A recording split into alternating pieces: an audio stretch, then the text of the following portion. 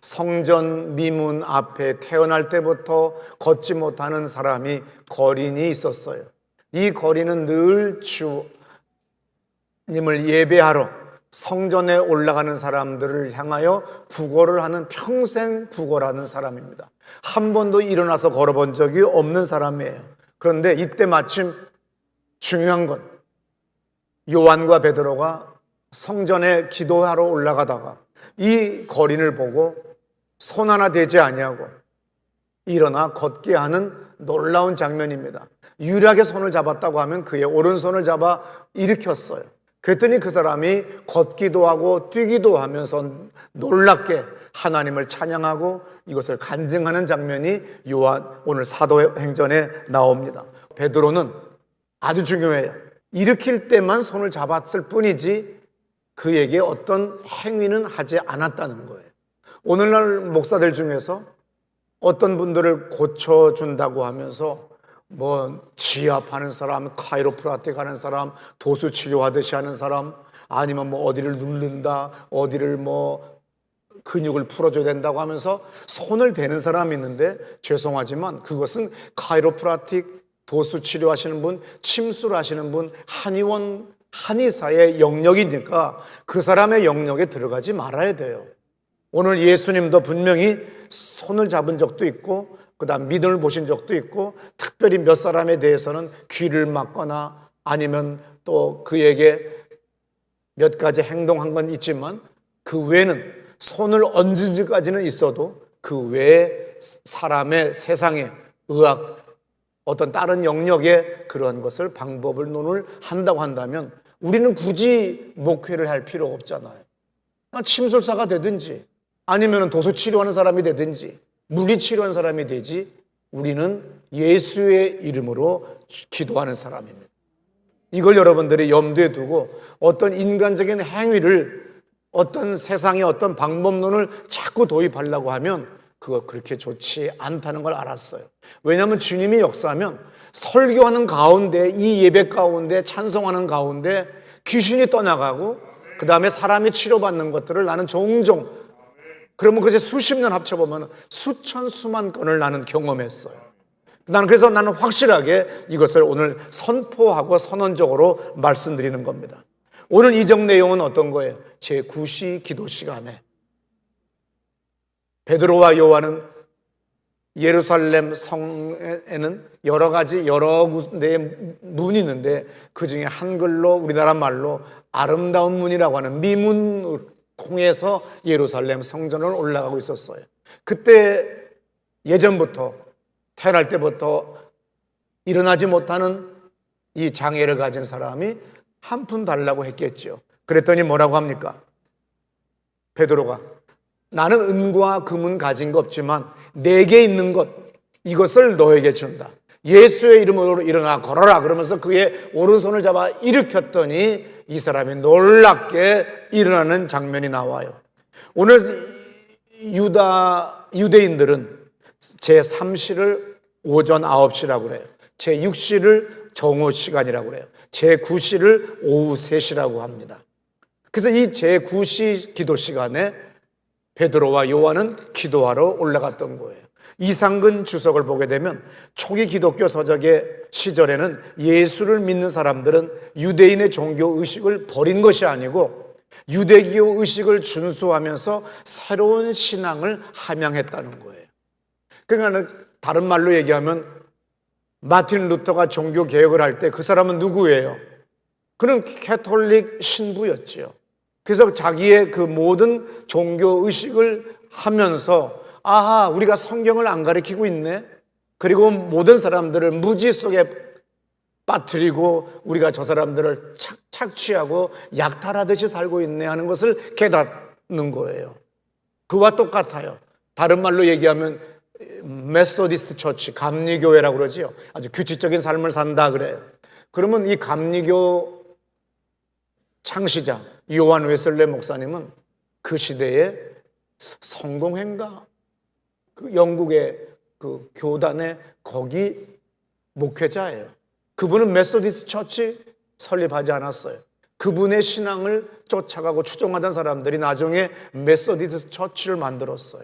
그와 같이 이렇게 초대교회 사람들은 회당에 가서, 성전에 가서 그 시대에 지난 수천 년간 내려왔던 정통 방식대로 신앙생활을 하면서 예수를 받아들인 거예요. 그래서 우리는 이것을 이해하면 성경 이해하기가 좀 쉬워지죠. 아무쪼록 사도행전 3장 2절에 나면서 안진뱅이 된 이 사람은 성전에 들어가는 사람들한테 구걸을 합니다. 그래서 뭐 굳이 성전 들어가는 사람들도 옛날에 보면 이제 외식하지 말라고 할 때 있어요. 이렇게 동전 줄 때 이렇게 높이 듭니다. 그래야 떨어지는 속도가 가속이 붙어서 땡그랑 할 때 나의 자선하는 것을 다른 사람들이 다 쳐다보잖아요. 그래서 다른 사람들이 알게 하지 말라고 예수님이 책망하는 장면이 나와요. 외식하는 자 같이 하지 말아라. 너의 오른손이 하는 거 왼손이 알지 못하게 하라. 그런데 옛날 사람들은 뭔가 좀 하듯이 하고, 당연히 구걸하는 사람도 이제 이렇게 하고 앉아 있으면 땡그렁 하고 던져줄 거니까 뭐 바라볼 필요도 없어요. 근데 웬걸 그렇게 많은 사람들 가운데 처음으로 자기한테 말 붙이는 사람이 있네. 나 은도 없고 돈도 없어요. 동전 한 푼 없어요. 그런데 저한테 있는 게 있죠. 나한테 있는 거 바로 예수예요. 성경은 구속사 예수를 이야기하려고 하기 때문에 나머지는 과감하게 생략하고 나가니까, 그렇지만 잘라놨지만 우리 성경에는 만약에 내가 영화 감독이라고 하고 내가 연출을 할 때는, 그리고 내가 드라마 각본을 쓴다고 한다면 그렇게 하는 거예요. 베드로가 그렇게 한 번에 그냥 배랑 그냥 일어나 가라 하고서 그냥 빡 이렇게 하는 게 아니죠. 죄송하지만 제가 돈이 없어요. 그래서 제가 가지고 있는 거 하나가 있는데 예수예요. 제가 예수를 믿거든요. 예수 이름에 굉장히 능력이 있어요. 일어나 걸으시겠어요? 딱 그때 걷는 거예요. 영화는 이렇게 만드는 거예요. 난 드라마를 쓰시는 분들 보면 정말 놀랍다 하는 생각이 들 때가 있습니다. 어떻든 간에 3장 4절에 중요합니다.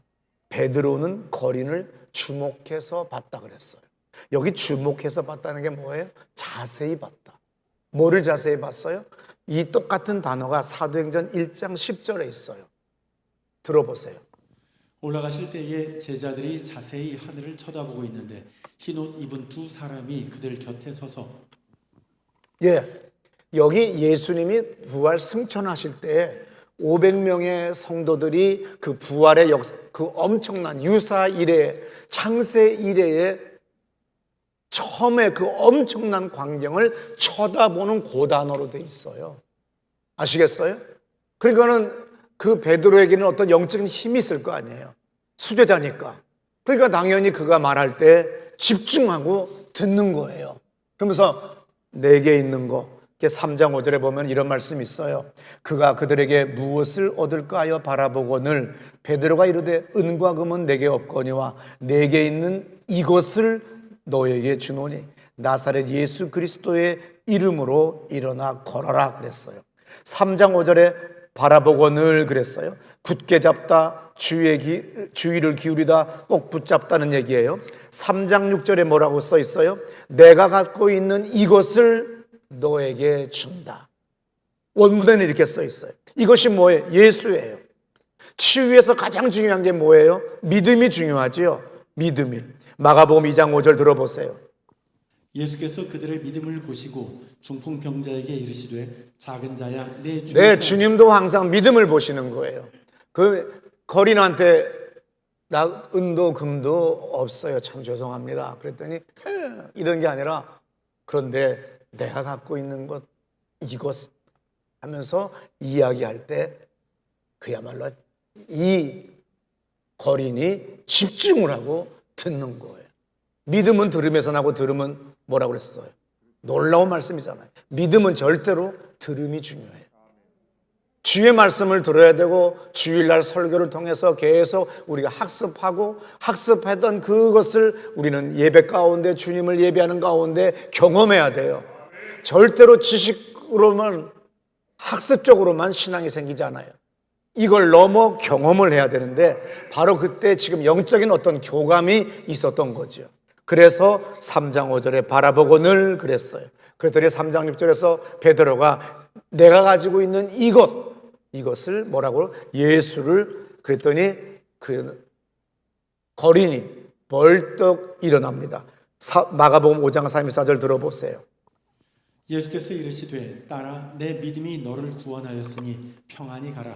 네, 마가복음 6장 1절부터 6절에 보게 되면 예수님이 고향 사람들이 저 옛날 우리 동네 사람이잖아. 누구네 집 아들 아니야? 나 쟤하고 그때 놀았어. 이러면서 아무도 안 믿어요.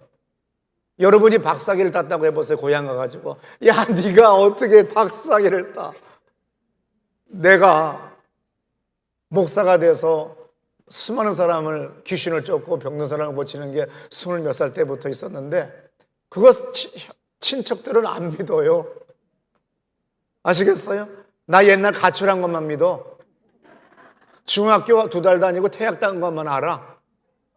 그러고 난 다음에 20년 30년 동안에 나의 모든 영혼육이 고양되고 그 다음에 계속해서 발전돼서 그 다음에 내가 영적인 삶을 살고 예배드리고 기도한 그런 거는 못 봤으니까 다 옛날이에요. 그러니까 예수님도 고향에서는 이적을 행할 수 없어서 고향에서는 이적을 행하지 않았다는 거예요. 왜? 믿음이 없기 때문에. 그래서 조금 전에 마가복음 5장 34절에서도 뭐라고 그래요? 딸아 네 믿음이 너를 고쳤다. 그러므로 우리가 그 믿음이 있어야 돼요. 걷지 못한 사람이 걷고 뛰고 기뻐할 때 사람들이 다 놀라는 거야. 아니 쟤 뭐야 저기 앉았던 애야. 평생 못 일어났어. 나 쟤 못 걸어. 근데 제가 뛰네, 제가 걷네. 이러니까 사람들이 걔한테 물어보는 거죠. 야, 너 어떻게 됐어? 저기 예수라고 하는 머리 부러진 남자 쫓아다니는 사람들 있잖아요. 그 제자 되는 베드로 간 사람이 나한테 글쎄 일어나라고 해서 내가 일어났어요. 사람들이 다시 주목이 전부 다 어디로 갔어요? 베드로한테 아까 손 일으킬 때 했습니까? 아까 그 전에 아니면 그 눈을 째려보면서 그때 뭘 했습니까? 아니면 그때 뭐 지압을 하셨습니까? 뭐 하셨습니까? 뭐 사람들이 막 베드로한테 와서 경탄하고 찬사를 보내면서 어떤 일이냐고 했더니 베드로가 그 유명한 말을 합니다. 12절이죠. 베드로가 이것을 보고 백성에게 말하되 이스라엘 사람들아 이 일을 왜 놀랍게 여기느냐? 우리 개인의 권능과 경건으로 이 사람을 걷게 한 것처럼 왜 우리를 주목하느냐? 아주 중요합니다. 우리의 개인의 권능과 경건으로 이 사람을 걷게 한 것처럼 왜 우리를 주목하느냐? 오늘 우리는 목사가 어떤 치유 사역을 한다고 할 때 이 사람 침수를 배웠거나 의학을 배웠거나 아니면 카이로프라틱을 하거나 도수 치료해가지고서 하는 거 아니에요. 우리는 손대는 거 아닙니다. 제가 어제도 어떤 분이 전라도 광주에서 오셨다가 기도받으러 오셨어요. 그래서 제가 기도를 하다가 나이가 69살 되셨는데 얼마나 피부가 좋고 많이 병원을 다니셨는지 너무 아름다우세요. 그래서 50살 같이 보여요. 그런데 제가 이분 마스크 썼잖아요. 기도해드리라고 그랬죠. 아래에 이빨 몇 개를 고치셨어요. 그랬더니 제가 썩은 게 몇 개가 돼서 몇 개를. 근데 위에 치아가 안쪽에 다 썩었고 그 다음에 힘없고 그 다음에 잇몸이 망가지셨네. 충격을 받는 거예요. 자기 입속을 어떻게 아냐는 거예요. 저는요 썩은 위치까지 알아요. 주님이 보여주실 때가 있어요. 제가 언젠가 간증했지요. 수십 년 전에 제가 부목사 때 장로님 한 분이 토요일 날 그냥 너무 치통이 커서 치과 문 닫았다고 나한테 막 달려오셨어요. 그분은 내가 치유 은사가 있다는 거를 아시는 분이니까. 그래가지고 조전도사 나 큰일 나서 나 너무 아파 막 그러는 거예요. 그래서 저 복도 끝에 가가지고서 이제 따라하라고 그래서 이제 기도를 따라 하셨어요. 치통은 떠나가라. 나의 삶의 질을 저하시키고 고통을 주는 약함은 사라져라 그랬어요. 몇십 년 지났어요. 30년 지난 다음에 미국 이민 가셨기 때문에 미국 오렌지 카운티에서 만났는데 그때 그분은 나는 잊어버렸어요, 사실은.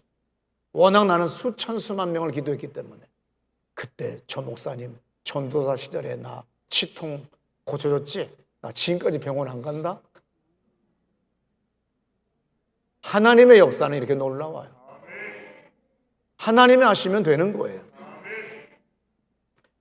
그래서 베드로가 하는 말, 내 사람의 개인의 권능이나 어떤 기술적인 거나 어떤 지식적인 것, 또 아니면 나의 어떤 경건한 어떤 것 행위 때문에 이로 말미암아 무엇이 일어난 것이 아니라 내가 예수의 이름을 믿는 이 믿음으로, 예수 이름으로 손을 얹어 일으켰더니 일어난 겁니다. 당신들이 예수를 십자가에 못 박혀 죽이시지 않았습니까? 하고서 그 유명한 설교를 지금 하고 있는 장면이에요. 마태복음 14장 32절에 보게 되면 아주 중요한 얘기가 나와요. 바람을 보고 무서워 빠져가는지라 그랬어요. 지금 베드로가 풍랑이 일었을 때 예수님에게 좀 가끔 가다가 이 베드로가 깝죽거리는 걸 잘해요. 잠잠케 하니까 뭐라고 하냐면 주여 주시거든 나를 물 위로 걷게 해 주옵소서. 그러니까는 예수님이 그러면 와라 그랬어요. 여러분 물 위를 걷기를 원하십니까? 물로 들어가셔야죠. 근데 안 들어가고 계속 물 위를 걷게 해 주옵소서. 이러다가 평생 빌어먹은 인간 봤어요. 물 위를 걷기를 원하면 들어가야죠. 그런데 예수님이 오라 그랬어요. 그랬더니 어떤 일이 벌어졌어요? 정말 물 위를 걷는 거야. 예수님을 바라보고 예수님이 오라 하니까 훅 걷는 거야. 그런데 내가 물 위에 있네. 다시 14장 30절을 보세요. 빠져가는지라. 빠져간다는 거야. 걸었는데 물이네. 요게 빠져가는지라예요. 이건 아주 중요합니다. 예수를 봤을 때, 그리고 예수님의 음성을 들었을 때, 그분의 명령을 들었을 때는 움직여졌고 물 위를 걸었게 되는 역사가 일어나는데 환경을 봤어요. 오늘날 우리는 정치인들을 보게 되면 환멸을 느껴요. 여야를 막론하고 똑같아요. 막 진절머리가 나요. 그리고 뉴스는 계속 경제가 어렵다고 합니다. 세상을 보면 절망해요. 세상을 보면 낙심할 수밖에 없어요. 경제는 계속 어려워지고 달러값은 계속 올라가고 뭡니까? 모든 것들이 다 어렵다는 것밖에 안 되니까 우리는 혼미해지고 그리고 우리는 산술적 계산을 들어가요. 당신에게 초자연적인 이적이 일어날 것이냐 안 일어날 것이냐는 아주 쉬워요. 당신이 지금 산술적 계산하는 사람이야 믿음으로 사는 사람이야. 날마다 산술적 계산을 해요. 왜? 너무 똑똑해서 너무 아주 논리적이에요. 어렵기 때문에 우리는 어떻게 해야 되고 우리는 어떻게 된다. 우리 한 달 생활비는 얼마다. 뭐 이런 식으로 쫙 계산하게 되면 막 계속 우리는 글로 빠져들어갈 수밖에 없어요. 그런데 우리가 믿음으로 가게 되면 그 다음부터 주님은 기하급수적으로 그 초자연적인 놀라운 역사로 함께 하시는 걸 믿으시기 바랍니다. 여러분이 산술적 계산을 하는 동안에는 계속 여러분들은 아무리 일을 하고 애써도 산술적 계산의 결과밖에 안 나와요. 그러나 기하급수적이나 그걸 넘어 초자연적인 축복을 받기를 원한다면 여러분들은 믿음의 안으로 들어와야 돼요. 말씀 안으로 예수의 말씀에 집중해야 돼요. 그러면 놀라운 역사가 일어납니다. 봤을 때 기적이 일어났어요. 베드로도 그 환자를 주의 깊게 봤어요. 그 환자도 베드로를 주의 깊게 봤을 때 그 본다고 하는 단어는 우리가 알고 있는 것과 달랐다는 걸 아까 배웠어요. 봤기 때문에 들었기 때문에 믿음이 생겼던 거예요. 똑같아요. 예를 들어서 어떤 여자분이 엘리자베스라고 하는 여자아이를 특수 치료를 해야 돼요. 이 아이는 두 눈이 다 사시예요. 그 다음에 뻣뻣해요. 그리고 계속 우는데 매우 고통스러워해요. 그리고 일어나지도 못하고 손도 제대로 못 써요. 이 아이를 특수교육을 받은 이 사람이 처음 이제 교수 밑에서 조교수니까 조수니까 받아서 안고 있는데 어떻게 할 바를 모르겠대. 근데 희한하게 이 아이를 눈을 쳐다봤대. 서로가 한 번씩 마주쳤대요. 그리고 이렇게 안고 있는데 아이가 우는 걸 줄여가더래요. 그래서 가능성이 있겠다. 그렇지만 이 아이를 어떻게 하나. 그래서 이 아이를 그 어릴 때부터 20년을 걸쳐 거의 30년 가까이 계속 이제 치료를 해 나가는 거예요. 근데 이제 어느 날 7살 정도 나이면 캐치볼 이렇게 던지고 이렇게 탁 받는 거 있잖아요. 붙이는 거. 이거를 7살은 다 할 수 있는데 얘는 아직 뇌가 발달하지 못하고 장애가 있기 때문에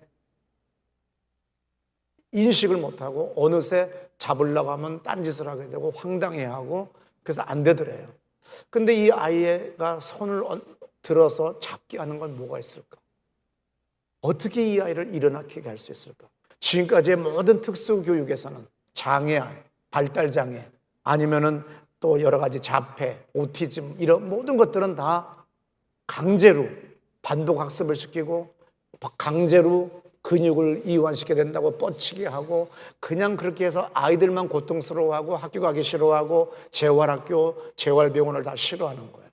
근데 이 사람은 자기 스승한테 배운 게 그렇게 하지 말아라.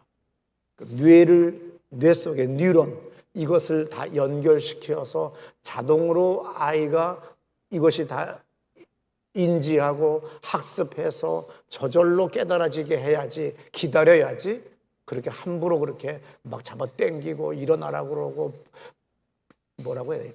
다리에 이거 소아마비이신 분들은 뭐 갖다 붙여서 지탱하잖아.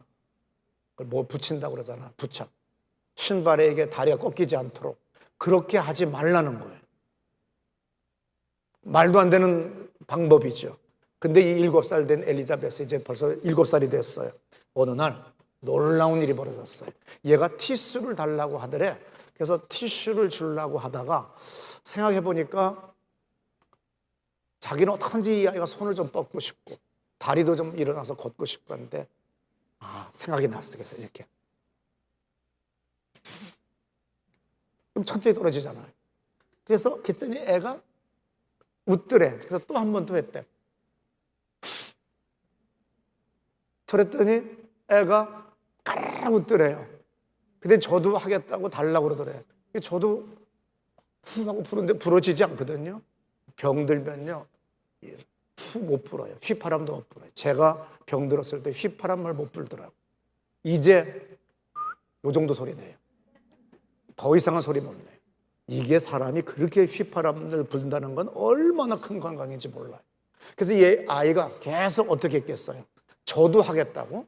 그래서 계속 저도 하는데 하다 보니까 이제 불게 됐잖아.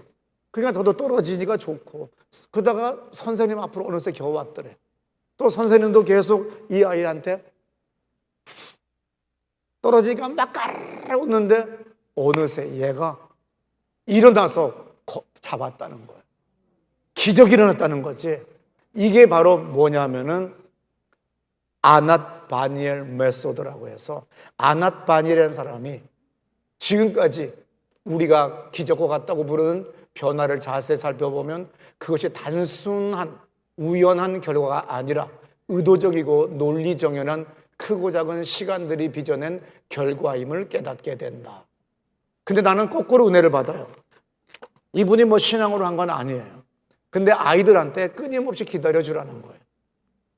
그 아이는 지금 뇌 속이 다 장애가 있기 때문에 다 연결이 안 됐으니까 천천히 그 아이가 스스로 할 수 있도록 기다려줘야지 보행할 수 있도록 뭐를 부착해주고 강제로 뭐 해주고 그냥 누굴 다른 애들과 같이 또 따라가도록 만들어주고 이렇게 해봐야 그건 부모의 마음이고 아이는 이것이 다 연결이 돼야 된다는 거예요. 그래서 학습하는 뇌로 바꿔줘야 된다는 거예요. 그래서 아이들의 뇌는 바뀔 수가 있고 인간의 뇌는 일생에 걸쳐서 계속 변화가 된다는 거예요. 그래서 왼쪽 근육 강직과 매우 뻣뻣하고 두 눈은 심각한 사식, 자발적으로 못 일어나고 계속 울고 고통스러워하는 이 아이가 30년이 지난 다음에 메이저 대학 석사학위 2개를 받고 자기 사업을 하고 결혼을 하는 놀라운 기적이 일어났어요. 그래서 이 아낫 바니엘은 자폐, ADHD, 발달장애 이런 아이들 수천 명을 다 이런 식으로 재활을 하게 만들었어요. 그래서 이것은 뭐 유튜브에서나 테드 있죠. 테드에서도 이 사람이 나와서 강의한 장면을 제가 어젯밤에 시청했습니다. 여기 아까 노란 글씨 읽은 거 있었죠. 다시 보여주시면 거기 뭐가 나오느냐 하면 단순한 우연의 결과가 아니다. 의도적이고 논리정연한 크고 작은 사건들이 빚어낸 결과임을 깨닫게 된다 그랬어요. 이건 아주 중요해요. 하나님은 우리를 구원하고 우리를 치유하시고 영생을 얻도록 하시도록 아주 의도적으로 구체적으로 주님은 계획하셨고 준비하셨어요. 우리가 그 안에 들어가 그것을 주님이 원하시는 대로 실천하고 수행하고 믿고 행동하면 역사가 일어나요. 이름이라는 게 뭐예요? 그 속성을 나타내요. 자, 보세요. 하나님 천지를 창조한 창조주의 속성이 있어요. 그분의 능력이, 그분의 권능이 이 세상 우주 만물을 다 만드신 그분의 모든 것이 거기 있어요. 근데 그분이 예수를 이 땅에 보내셨어요.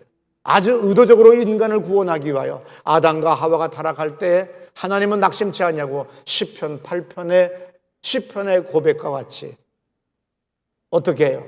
하나님께서는 인자보다도 못한 어린 아이로 이 땅에 보내서 우리를 구원하시려고 그를 천사보다도 못하게 했다고 하는 그 유명한 시편 8편의 고백이 있습니다. 그와 같이 하나님이 역사했어요. 그래서 우리가 믿는 이 예수란 뭐냐? 예수 이름이란 뭐냐? 그냥 학습하고 역사 아니면 전설, 신화를 공부하는 시간이 아니에요. 지금도 살아 계신 하나님, 그분을 이 예배 가운데, 설교를 듣는 가운데, 찬송을 드리는 가운데, 기도하는 가운데 경험할 수가 있는 걸 믿으시기 바랍니다. 요한복음 1장 1절 2절 들어보세요. 태초에 말씀이 계시니라. 이 말씀이 하나님과 함께 계셨으니 이 말씀은 곧 하나님이시니라. 그가 태초에 하나님과 함께 계셨고.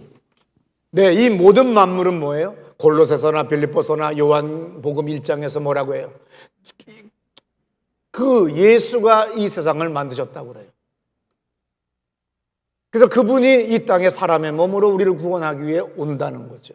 예를 들어서 마태복음 1장 21절에 예수의 이름은 천지를 창조하시고 섭리하시는 하나님이 주신 이름이라는 거야. 그냥 이름 뭐라고 했더니 그냥 말레깽이 이렇게 나간 게 아니고 이 이름은 천지를 창조한 창조주가 부여한 이름이야. 들어보세요. 아들을 낳으리니 이름을 예수라 하라. 이는 그가 자기 백성을 그들의 죄에서 구원할 자이시니. 예, 천사가 와서 의아해하고 믿지 못하고 신앙이 없는 요셉에게 합니다. 그 아들을 낳을 건데 이것은 성령으로 잉태된 것이고 그 이름을 바로 예수라고 해라. 천사 고지라고 하는 그 유명한 사건이죠. 그래서 예루살렘에 가면 천사 고지, 천사가 얘기했다 해서 그 성당이 있고 거기 유적지가 여러 군데가 있어요. 요한복음 3장 31절 위로부터 오시는 이는 만물 위에 계시고, 위로부터 오시는 분이 누구예요? 예수 그리스도지요. 이는 만물 위에 계시고 땅에서 나니는 땅에 속하여 땅에 속한 것을 말하느니라.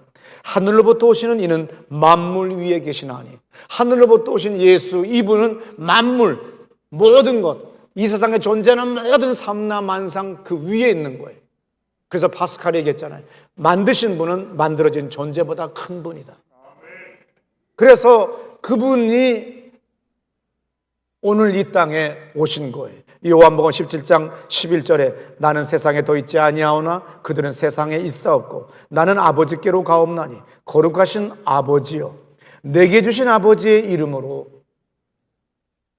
이름을 누가 줬다고? 천지를 창조한 창조주 성부 하나님이 예수라는 이름을 준 거예요.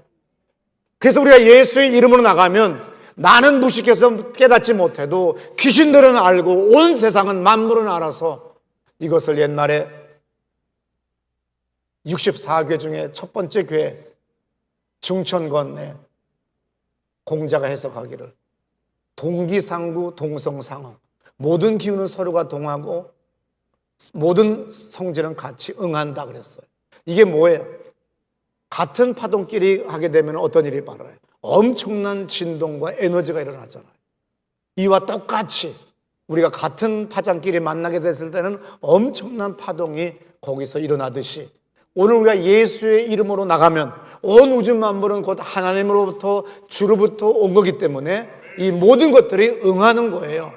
그래서 옛날 예수를 알지 못하고 예수가 계시되지 않았던 동양의 공자시대 때는 그 전에 옛날 복희씨가 작대기 하나 가지고서 부러뜨려서 조합을 해가지고 64궤로 온 우주 만물을 움직임을 이야기했어요. 그래서 일건천, 이태택, 삼리와 사진내, 오선풍, 육감수, 칠간에서 쭉 나가요.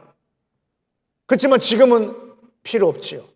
어떤 교인이 내가 주역을 강의했더니 그것은 방정환 교육센터에서 했더니 목사님 나도 주역 공부해야 되겠어요. 하지 마라. 나 30년 했는데 이거 소용없다. 중국 베이징 대학 리딩 교수가 말했다. 주역은 점서다. 점치는 책이다. 네가 뭐 하려고 이걸 배우니? 그냥 하나, 옛날 사람도 우주 만물을 봤을 때 동성상응, 동기상구라는 걸 알아요. 같은 파동끼리를 만나게 되면 엄청난 그것이 일어난다는 거. 아무쪼록 예수 이름은 누가 줬다고? 아버지가 준 거예요. 하나님 창조주가 준 거예요. 그랬더니 어떤 사람은 또 그래요. 히브리어 공부 조금 하고 난 다음에 꼭 이제 유학 갔다 온 다음에 뭐라 하죠? 예수와의 이름으로 기도해야 됩니다. 뭔데? 예수가 히브리어로 예수와입니다. 아람어로 그 당시 사람들이 그렇게 했습니다. 헛소리 하지 마. 미국 사람은 지저스라고 그래. 우리가 전능하신 하나님은, 전능하신 성령님은 내가 어떤 발음으로 하더라도 그렇잖아요. 내가 뭐라고 합니까? 에어컨 켰는데 선풍기 하나를 더 켜야 좋잖아요. 어저께 내가 집에서 헛소리 했죠. 에어컨 꺼! 내가 선풍기 앞에서 에어컨 키라는 소리죠. 아니야, 선풍기 키라는 소리예요. 근데 우리 두 여성께서 웃으면서 그러는 거예요. 뭐 하라고 하시는지 알고 있습니다. 선풍기 키세요. 내가 냉장고 앞에서 뭐라고 그러겠어요? 텔레비전 켜달라고 리모컨 줘 했는데 냉장고 줘 그랬어요. 워낙 바쁘니까. 별 이상한 소리들 우리 가끔 하잖아요. 그래도 내 아내와 내 딸은 내가 무슨 소리 하는지 알아요. 선풍기 끼고 크고 끄라는 소리지. 지금 에어컨 잘 가고 있는데 뭐 딴소리 하겠어요. 그래서 예시오라고 하는 말, 굳이 그는 베드로를 갖다가 베드로라고 할 건 뭐 있어? 영어로 하면 피터인데. 그럼 또 야고보는 또 뭔데? 야고보 이름은 더 달라져요. 미국 가면 제임스가 돼버려요. 또 히브리어로 또 달라져요. 또 다시 또 헬라로 또 달라져요. 발음이. 그러니까 그런 시건방진 소리에 넘어가지 마세요. 예시오라고 했다고 해서 발음이 더 좋아졌다고 해서 주님이 더 축복하지 않아요. 그냥 미국 가서 그냥 워터 그래가지고 워터 프리즈 그래서 안 되면 WATER 그러면 되는 거예요. 전능하신 성령 하나님은 우리가 어떤 발음으로 하들지라도 예수의 이름으로 한다는 걸 알고 예수가 내게 있다는 걸 귀신도 알아요. 그러면 주님은 내 이름을 너에게 주노니 그랬어요.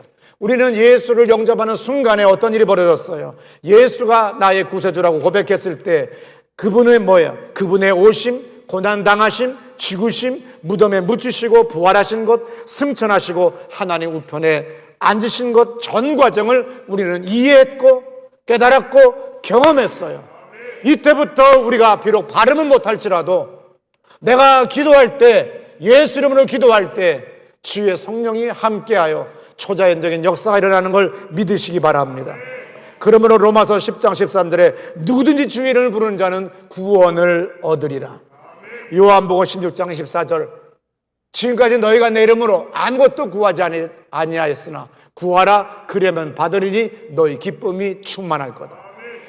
세상의 뉴스에 현혹되지 마시고 세상의 바다에 빠지지 마시고 예수를 바라보고 예수의 이름으로 기도하며 명령하며 나가는 여러분 되시기를 축원합니다. 우리 다 자리에서 벌떡 일어나 우리 오른손 번쩍 들고 기도합시다. 성령님, 우리를 도와주세요. 내가 예수 이름으로 기도할 때 응답하세요. 놀라운 치유를 경험하는 이 아침이 되게 하세요. 나의 사업 위에, 나의 가정 위에, 나의 마음속에 주의 평화와 은혜와 하늘의 보화로 가득 차게 해주세요. 나는 세상에 속한 것 같지 않았지만 나는 예수의 이름을 소유했습니다. 예수의 이름으로 구합니다. 기도합시다. 할렐루야.